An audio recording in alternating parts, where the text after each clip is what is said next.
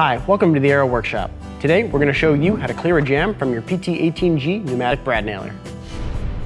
This tool was recently redesigned. If you have the original model, which looks like this, click the link in the description below to learn how to unjam your tool. But if you have the new model, which looks like this, keep watching.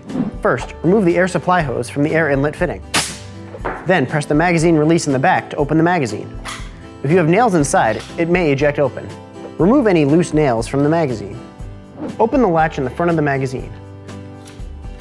Press it forward and you should be able to swing open the front plate, giving you access to the inside of the tool. Now you can clear the jam.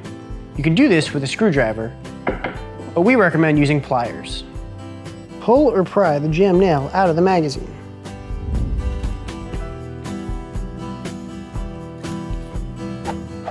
Close and lock the front plate. Make sure the latch catches under the hooks, then snap it closed. Insert a strip of 18-gauge brad nails into the magazine. Close and lock the magazine. Now, reconnect the air supply hose. And now you can get back to work. Thanks for stopping by the Aero Workshop. Be sure to tag Aero Fastener on social media. We'd love to see your next project.